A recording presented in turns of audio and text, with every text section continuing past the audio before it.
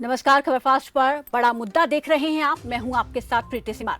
देश में corona virus की दूसरी लहर अभी भी व्याप्त है। हालांकि इसकी रफ्तार पहले के मुकाबले बहुत धीमी और हल्की हो चुकी है।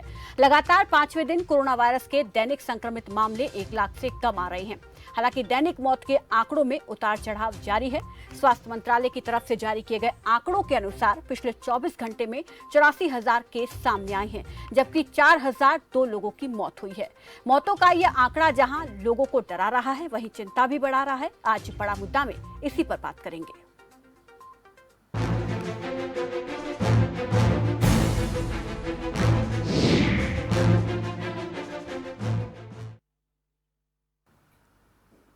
कोरोना वायरस की दूसरी लहर को लेकर भारत को राहत मिल रही है तो आफत भी कम नहीं है। एक तरफ जहां कोरोना मामलों में लगातार तेजी से गिरावट आ रही है, तो दूसरी लहर मौतों की संख्या में बढ़ोतरी दिखा रही है, जो कि यहां पर चिंता का विषय है। केंद्रीय स्वास्थ्य मंत्रालय के अनुसार कोरोना मरीजों के ठीक होने की राष्ट्रीय दर यानी कि रिकवरी रेट 95% हो गया है। देश में बीते 24 घंटे में 84,000 नए केस और जो कि करीब 70 दिन में अब तक एक दिन में आने वाले सबसे कम नए केस है। जबकि मौतों का जो सिलसिला है वो अभी थमा नहीं है।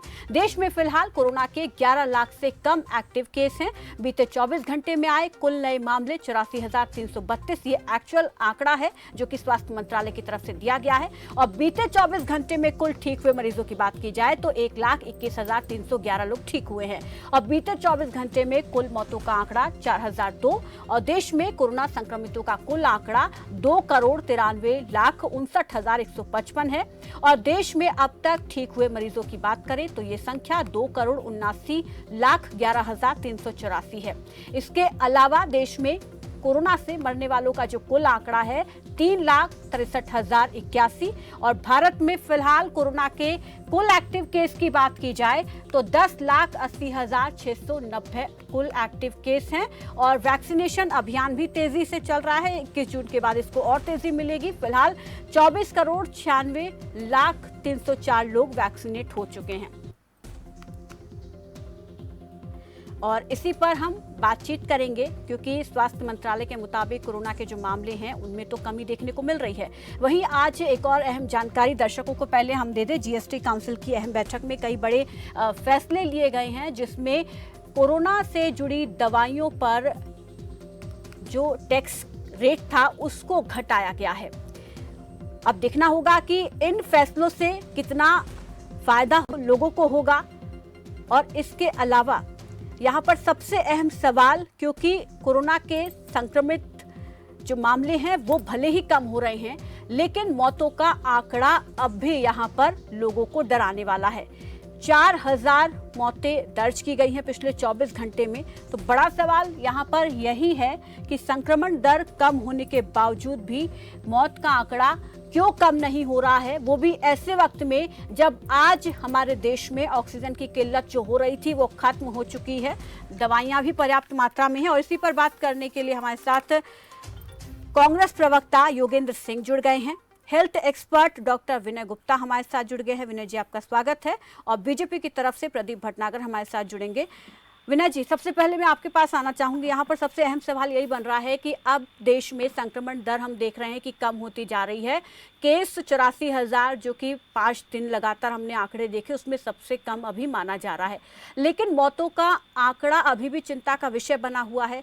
और ऐसे वक्त में जब हमारी फैसिलिटीज, मेडिकल फैसिलिटीज जो हैं वो अब लगभग हमारे पास पर्याप्त मात्रा में उपलब्ध हैं, ऑक्सीजन की किल्लत अब नहीं है, हॉस्पिटल्स में ज़्यादा दबाव भी नहीं है, उसके बावजूद मौतों का आंकड़ा कम क्यों नहीं हो रहा है? क्या वजह मानते हैं? बहुत अच्छा सवाल आपके चैनल ने उठाया है। लेकिन ये जो कारण है कि मौतों का आंकड़ा बढ़ रहा है लेकिन जो नए केस हैं वो घट रहे हैं, इसके बहुत सारे कारण हैं प्रीति जी, जो मैं आपको सिलसिलेवार बताता हूँ। पहली बात तो ये कि जो डेल्टा वेरिएंट है उसे पहले वेरिएंट से ज्यादा खतरनाक बताया गया है। यानी वो अब लोगों की जान ज्यादा ले रहा है, चाहे वो यंग लोगों की जान ले रहा हो या फिर मौतों की आंकड़ा बढ़ने में हो। सेकेंडली प्रीति जी, इसका सबसे बड़ा रीजन ये है कि ये नॉर्मल स्टैटिस्टिक एक जो लेवल है वो भी हो सकता है, क्योंकि अक्सर मैं आपको एक एग्जांपल देकर बताता हूं कि जैसे पीक वेव, जब हमारे पीक कोरोना के आंकड़े लगभग कई लाख पहुंच गए थे, 3, 3.5, 384 पर पहुंच गए थे, तो वो केसेस जो अब सीरियस थे उनमें से उनकी डेथ्स अब हो रही हैं। जैसे मैं आपको उदाहरण के तौर पर बताता हूं कि 11 सितंबर 2020 को भारत में तब की जो फर्स्ट वेव आई थी 97,655 नए केस रिकॉर्ड किए गए थे, जो उस समय के सबसे ज्यादा थे। लेकिन उसके 4 दिन बाद मौतों का आंकड़ा सबसे ज्यादा था भारत में 1281, जिससे साफ पता लगता है कि ये नॉर्मल एक बीमारी का स्टेटिस्टिकल, जैसे जैसे पीक उसका कम होने लगता है तो जो पुराने डेथ्स हैं वो ज्यादा होने लगती हैं और जो नए केसेस हैं वो कम होने लगते हैं। तीसरा सबसे बड़ा कारण मैं इसका ये मानता हूँ प्रीति जी, कि जिस तरह से जो रिवाइज्ड आंकड़े आ रहे हैं स्टेट से, राज्यों से, क्योंकि भारत 135 करोड़ जनसंख्या का देश है, तो यहाँ पर आंकड़े आने में काफी देर लग जाती है या सटीक आंकड़े आने में काफी वक्त लग जाता है। तो जैसे बिहार का एक लेटेस्ट एग्जांपल जब कोर्ट ने तो वहां पर हस्तक्षेप किया, उसके बाद आंकड़े किए गए, तो ये कई वजह भी ऐसी होती हैं जिससे कि डेथ्स और जो न्यू केसेस और जो कंफर्म्ड केसेस हैं, पॉजिटिव केसेस हैं, आ जाता है। चौथा बड़ा रीजन मैं आपको बताना चाहता हूँ कि ये जो जॉन हॉपकिंस यूनिवर्सिटी ने भी एक रिसर्च की थी पिछले 3 महीने के डेथ पर, तो उसमें साफ दावा किया गया है कि 143% यानी 143% डेथ रेट जो है वो बढ़े हैं, डेथ बढ़ी है, यानी जो एक चिंता का विषय है। यानी स्टेटिस्टिकल जो फॉर्मूलाज हैं वो तो अप्लाई होते ही हैं, साथ में सिस्टम फेलियर भी यहाँ पर नजर आ सकता है, क्योंकि एक बहुत बड़ा रीजन दिया जाता है न्यू केसेस और जो ज्यादा डेथ है उसमें डिफरेंस होने की, कि सिस्टम फेलियर में क्या चीजें हैं वो मैं आपसे भी वो जानना चाहूंगी। सिस्टम फेलियर की आप बात कर रहे हैं, ये भी एक कारण हो सकता है, क्या कुछ हो सकता है? जी, सिस्टम फेलियर की मैं आपको बताना चाहूंगा कि 2 जगह पर सिस्टम फेल होता है। एक तो पेशेंट के तक यानी कि अवेयरनेस नहीं पहुंच रही है। जो हमारा मेडिकल प्रोटोकॉल कहता है वो ये कहता है कि हमें पहले, तीसरे, 5वें और 7वें दिन पर पेशेंट को ये बताना होता है कि आप ये इन 4-5 दिनों में आप देखिए कि आप कहीं आपकी हालत में सुधार हो रहा है या आप ज्यादा आपकी तबीयत बिगड़ रही है। लेकिन पेशेंट क्या है कि या तो 11वें दिन आता है, 10वें दिन आता है, जब उसकी हालत सुधरने के बिल्कुल बाहर हो जाती है, उसके बाद वो हॉस्पिटलाइज्ड हो जाता है। यानी कहीं ना कहीं पेशेंट को ये डर है कि एक बार वो हॉस्पिटल पहुंच गया तो कहीं वो बच ना पाए, इसलिए वो घर में ही अपना इलाज होम आइसोलेट होकर रहता है, छुप कर रहता है, यानी केस डिटेक्शन बहुत लेट होती है। तीसरा, टेस्टिंग अगर ठीक टाइम पे नहीं हो रही है, ठीक तरीके से, ठीक स्पीड से नहीं हो रही है प्रीति जी, ऐसे में भी डेथ बढ़ जाती हैं और न्यू केसेस कम हो जाते हैं, क्योंकि हमारे सामने डिटेक्टेड केसेस नहीं आ पा रहे हैं, लेकिन जो अनडिटेक्टेड केसेस हैं उनकी डेथ हमारे सामने आ जाती हैं, तो ऐसे में भी मौत का आंकड़ा नए केसेस से बढ़ जाता है। जी प्रीति जी ठीक है, यहाँ पर योगेंद्र जी का भी मैं रुख करना चाहूँगी, क्योंकि अभी आज ही लेटेस्ट जो अपडेट ये है कि जीएसटी काउंसिल की बैठक हुई है, जिसमें कोरोना से जुड़ी जो महत्वपूर्ण दवाएं हैं, उपकरण हैं, उन पर जीएसटी घटाया गया है। इसको आप किस तरीके से देखते हैं? क्या अब ये होना चाहिए था या पहले ही हो जाना चाहिए था? क्या इसका फायदा मिलेगा?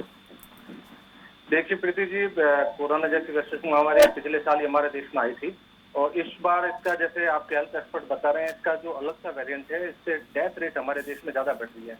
केंद्र सरकार को जितने भी कोरोना से बचाव के मेडिसिन है उनको ज्यादा से ज्यादा मात्रा में राज्य सरकार को देना होगा, लोगों को जागरूक करना होगा और अपने हाथ में जो सिस्टम ले रखा केंद्र सरकार ने वो राज्य सरकार को अपने अनुपात में वितरण करके देश के हर नागरिक की जान बचाने का अपना दायित्व लेना होगा।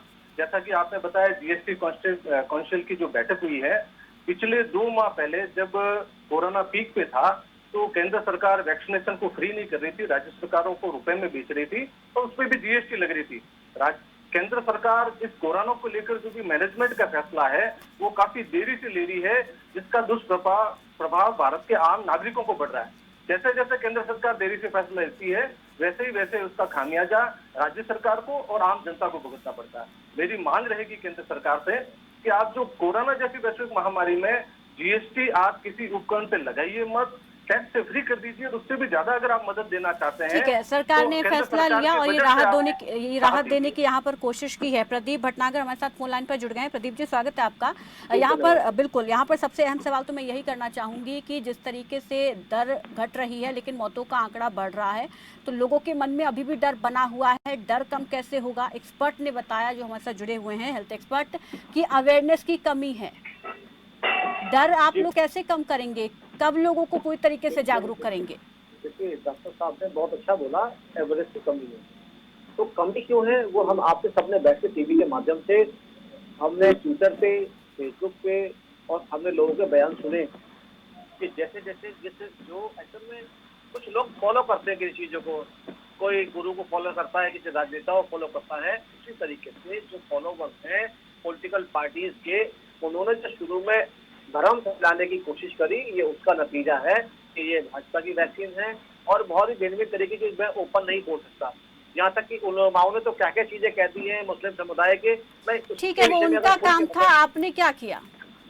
देखिए, आपके माध्यम से, आपकी मीडिया के माध्यम से आप लोगों ने इस चीज को लड़ने के लिए जितनी बड़ी भूमिका मीडिया ने और मीडिया कर्मियों ने, साथियों ने जो निभाई है, एक बहुत बड़ी ये मिसाल है पूरे विश्व के लिए कि भारतवर्ष के अंदर जितने भी मीडिया है, चाहे प्रिंट हो या इलेक्ट्रॉनिक मीडिया हो, सबने कोरोना को लेके, वैक्सीन को लेके जो जागरूकता के लिए काम मीडिया ने भी यहाँ पर अपनी जिम्मेदारी निभा दी, लेकिन सरकार ने लोगों को अवेयर करने के लिए क्या किया सर?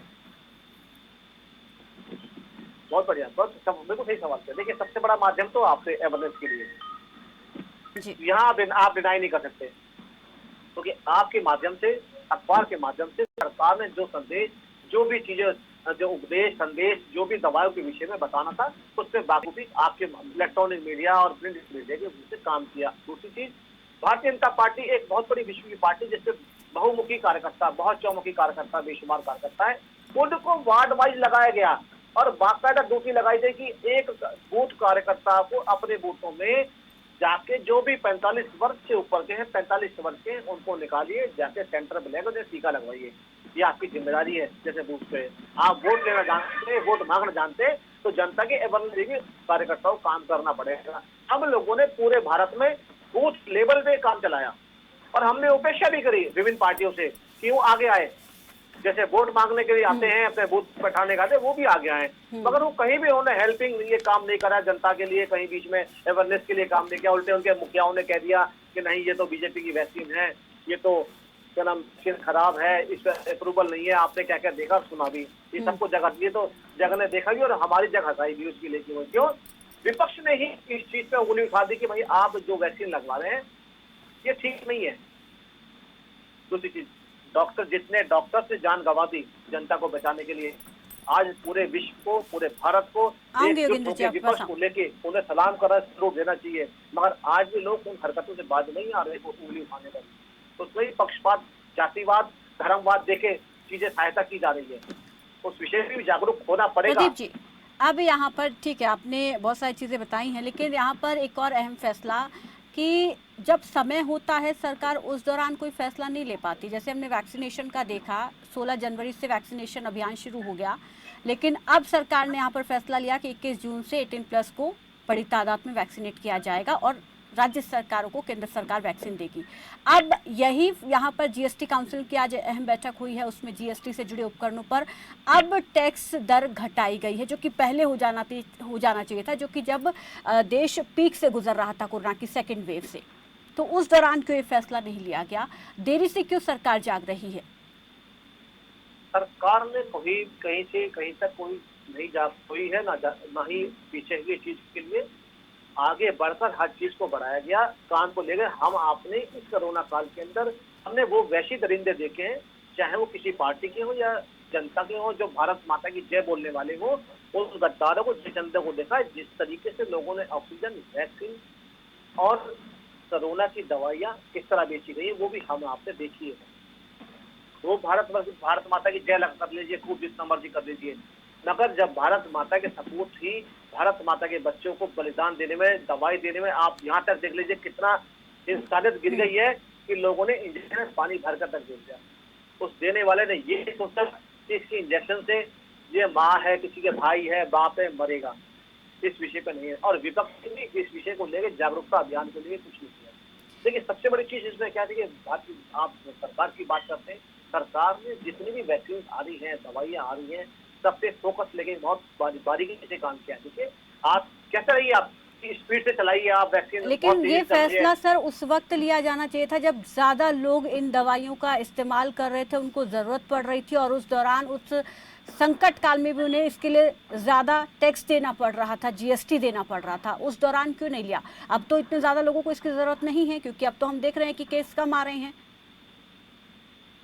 जितनी भी वैक्सीन थी कोरोना को लेकर, सबके मिनिमम रेट थे, मगर देखिए काले बाजार जो करने वाले हैं, जो माफिया हैं, उन्होंने किस तरीके से अपना काम किया। और जितने भी भारतवर्ष की पुलिस है उन्हें मैं अप्रिशिएट करूंगा, उन्हें पकड़ने में उन्होंने कहीं कताई नहीं छोड़ी। और कोई चीज संभलने में, ये नहीं कि संभलने में समय थोड़ा लगता है। ये देख लीजिए, हमारे पोलियो अभियान चला था 1979 में चला था, जो अब जाके खत्म हुआ है 2014-15 में खत्म हुआ।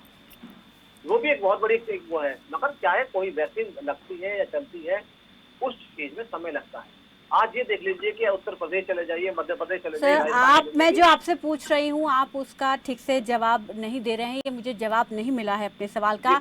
योगेंद्र जी क्या कहना चाह रहे हैं, बोलिए। प्रीति जी, केंद्र सरकार और भाजपा के जो नेता हैं, इनकी कथनी और करनी में बहुत ज्यादा अंतर है। जिस समय देश की जनता को वैक्सीनेशन चाहिए था, रेडमिशन इंजेक्शन चाहिए थे या ऑक्सीजन की जरूरत थी, उस समय केंद्र सरकार बिना कैमरे के सामने आए, चुनाव में व्यस्त हो गई या ऑफ कैमरा उन्होंने कोई बात नहीं की। अब जब भगवान की कृपा से केसेस कम होने लगे हैं तो इन्होंने आम जनता के दबाव में फ्री वैक्सीनेशन का कार्यक्रम कर लिया। अब जीएसटी की ये मीटिंग कर रहे हैं। इनको जीएसटी की मीटिंग उस समय करनी थी जिस समय देश कोरोना काल से जूझ रहा था और प्रत्येक नागरिक केंद्र सरकार की ओर देख रहा था कि केंद्र सरकार उनको क्या फायदा दिला सकती है।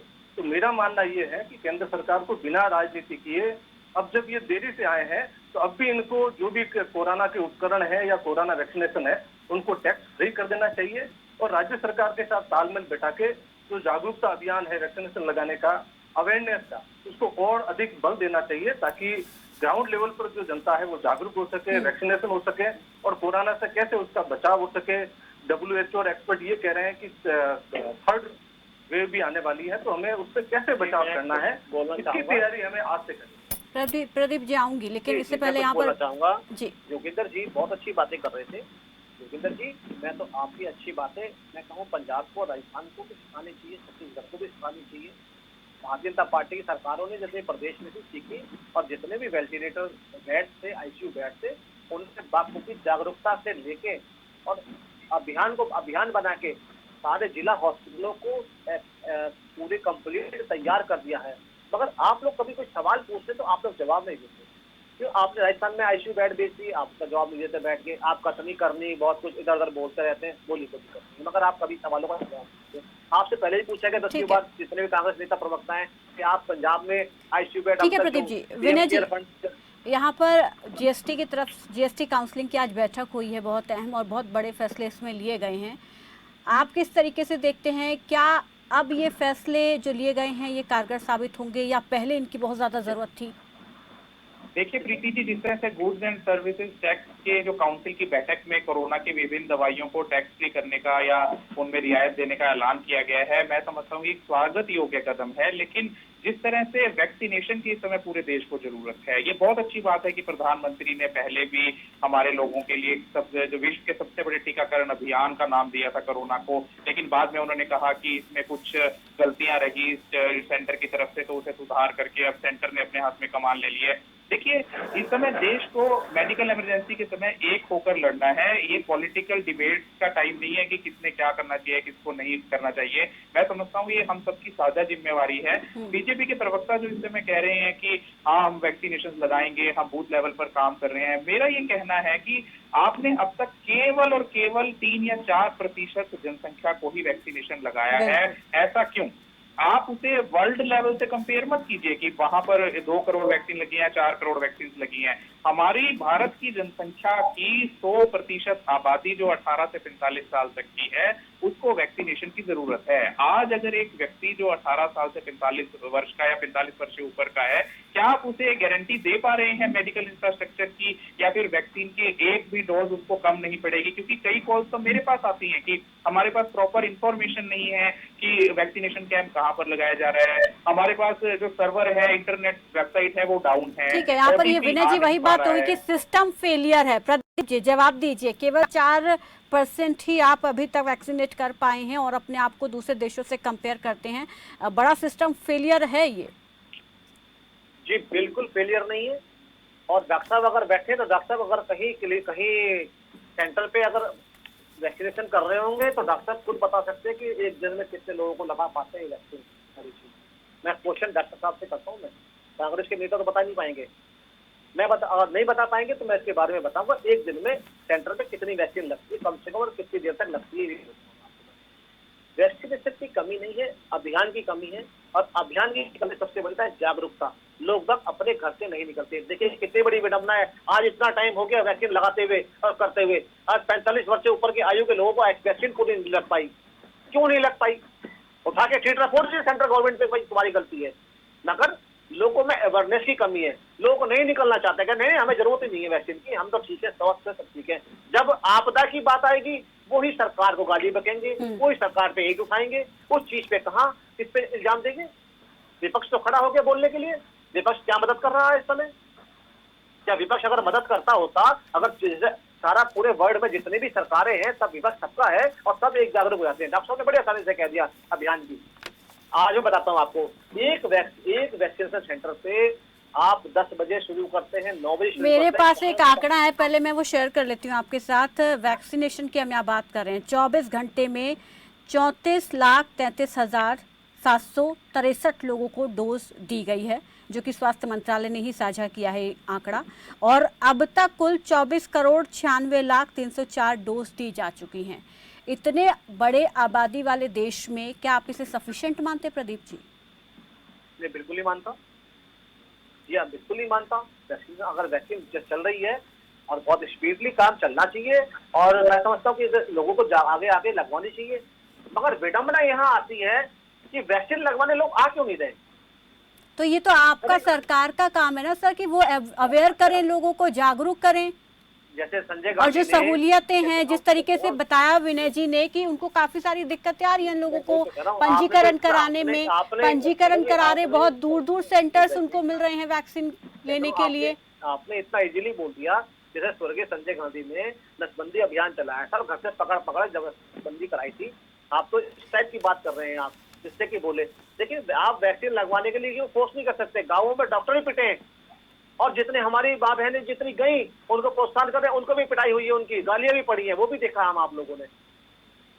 वही चीजों को अभी भी संभलने में जरूरत है कि राहुल गांधी को ही बोलना चाहिए अपनी युद्ध कांग्रेस को कि नहीं आप अभियान चलाएं। तो आप ऐसे कैंपेन चलाइए ना ताकि लोग जागरूक हो। छुपा रखी है उसको निकाल के लगाएं। जो 56 लाख डोज पंजाब में छुपा रखी है उसको लगाएं, बेचे ना उसको। अभियान की जरूरत है। क्यों उत्तर प्रदेश सरकार ने नहीं कहा हम 1 महीने में 1 करोड़ लोगों को वैक्सीन लगाएंगे? और अभियान किस तरफ चला देखिए। अगर सीखना है तो माननीय योगी आदित्यनाथ जी सीखिए। किस तरह सीखिए कि उन्होंने ठेली वालों को, रिक्शे वालों को, ड्राइवरों को जब उनके लिए अभियान चलाया कि उनको लगाएंगे रोड पर चलते हुए जो हमारे जितने भी। ठीक है प्रदीप जी, बस समय की भी कमी है। योगेंद्र जी आपके पास आना चाहूंगी, बोलिए। प्रीति जी, 2 माह पहले जो कोरोना का पीक टाइम था उसी समय केंद्र सरकार ने कोविन ऐप करके ऑनलाइन रजिस्ट्रेशन का कार्यक्रम चालू करवाया था। प्रदीप जी बात कर रहे हैं जागरूकता की, उसी समय बीजेपी के प्रवक्ता ये बता रहे थे कि देखिए हमने ऑनलाइन रजिस्ट्रेशन चालू कर दिया वैक्सीनेशन का, लाखों करोड़ों में वैक्सीनेशन के लिए लोग पंजीयन कर रहे हैं। उस समय राज्य सरकारों को केंद्र सरकार ने वैक्सीन नहीं भेजी और सेंटर पे आए हुए वैक्सीन को लेने वाले नागरिक, अधिकांश नागरिक वहां वैक्सीन सेंटर से खाली लौटे। ये गलती केंद्र सरकार की थी। और आप जागरूकता की बात कर रहे हैं, जागरूकता फैलाना केंद्र सरकार का काम है। वैश्विक महामारी पिछली बार भी कई बार अलग अलग समय में प्रदेश में देश में आई है तो केंद्र सरकार ने उसका मैनेजमेंट हाथ में लिया। 4-5 करोड़ के अपनी पार्टी के मैनेजमेंट फेल हो जाता है तो आप कहते ना 5-4-5 करोड़ के विपक्ष की बात कर रहे हैं। पंजाब और राजस्थान कोरोना में देश का सबसे अच्छा मॉडल उभर के निकला है। राजस्थान का मैनेजमेंट देख लीजिए, आपने उपकरण नहीं भेजे फिर भी राज्य सरकार ने अपने स्तर पे पूरी लोगों की अवेयरनेस ठीक है। मेरे तो आपसे ये कहना है कि है। आप जब कोरोना महामारी ठीक है विनय जी, ठीक है विनय जी, आपका लास्ट कमेंट यहाँ पर लेना चाहूंगी मैं। विनय जी, क्या अब ये माना जाए कि संक्रमण दर के साथ आगे चलकर धीरे धीरे ये मौतों का आंकड़ा भी कम होगा? जी डेफिनेटली प्रीति जी, जिस तरह से अब नए केसेस कम आने लगे हैं तो आप देखेंगे कि 10 या 11 दिन में जो केसेस डेथ के हैं वो भी कम होने लगेंगे, क्योंकि जो आज नए केसेस मिल रहे हैं प्रीति जी, उनमें से जो सीरियस केसेस होंगे उन्हीं की डेथ होगी। तो जिस तरह से 4 या 5 लाख केसेस जब चले गए थे मैक्सिमम, उसके बाद 1 या 2% लोगों की डेथ हम आज देख रहे हैं। तो अभी हमें 10-11 दिन और यहाँ पर देखना होगा आंकड़ों में, उसके बाद यहाँ पर खासतौर पर मौतों के आंकड़ों में जो है यहाँ पर कमी देखने को मिलेगी। बहुत बहुत शुक्रिया आप सभी का हमारे साथ जुड़ने के लिए, अपना कीमती समय में देने के लिए। तो यहाँ पर मौतों का जो आंकड़ा है वो अभी भी कहीं ना कहीं चिंता बढ़ाने वाला है, लेकिन उम्मीद ये की जा रही है कि आगे आने वाले दिनों में, क्योंकि अब संक्रमण दर कम हो रही है, तो आगे आने वाले दिनों में मौत का जो आंकड़ा है वो भी धीरे धीरे कम हो जाएगा। लेकिन यहाँ पर सरकारों को ढील नहीं देनी होगी, क्योंकि तीसरी लहर की संभावना भी यहाँ पर जताई जा रही है। हालांकि सरकारों की तरफ से कहा जा रहा है कि तीसरी लहर को लेकर उनकी पूरी तैयारी है। फिलहाल बड़ा मुद्दा में मेरे साथ बस इतना ही। दीजिए इजाजत, नमस्कार।